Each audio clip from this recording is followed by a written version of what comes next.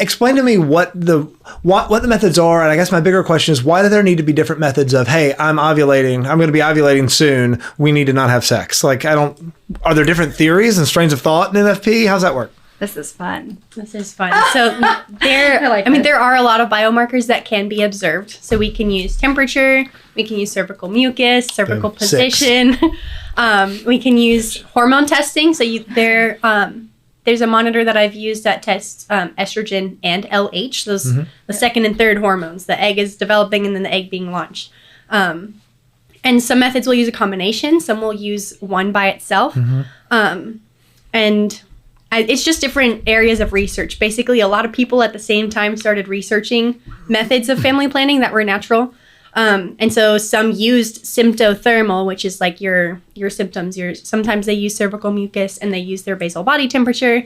Other people went with just cervical mucus. For people who are listening, he's keeping a tally. I'm keeping a tally. Mucus. Yeah. Going to give us an update at the end. Yeah. I'm just desensitizing everybody so they can get used to talking to their spouses about Let me go off mucus. on that for 1 second, though.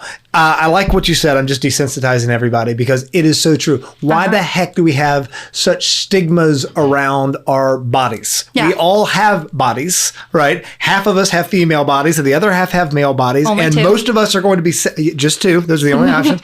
And the vast majority of us are going to be sacramentally bound to someone with another kind of body at some point, right? So stop stigmatizing it. It is so... Husbands who act like it's the grossest thing in the world that their wife is on their period or something, grow up. That's embarrassing.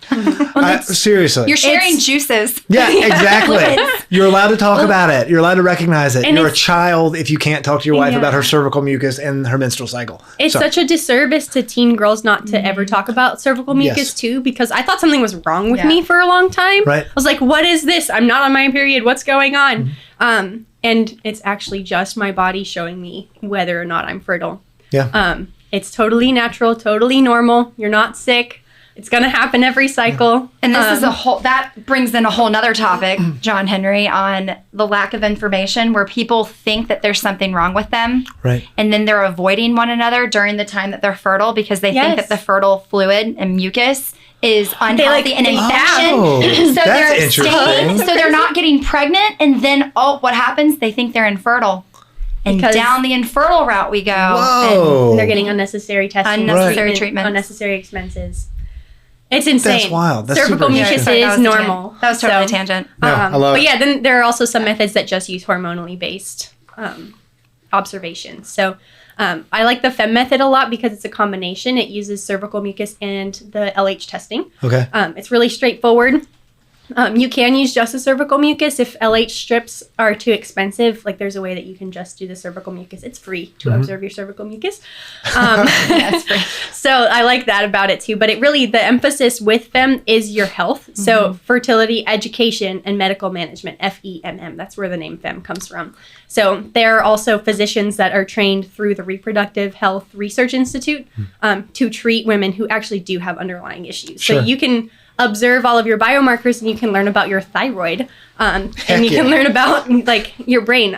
My sister found out she had a microadenoma on her pituitary gland through tracking her cycle. Endometriosis, PCOS, all these things, your cervical fluid, cervical mucus, whatever you want to call it, is going to tell you about that. Whoa, hey, Producer Ben here. If you enjoyed what you saw just now, then go check out the full episode because this is only a snippet. We've got a whole hour talking about stuff just like this. And if you really enjoyed, please drop us a like, subscribe so you never miss an honest to God episode.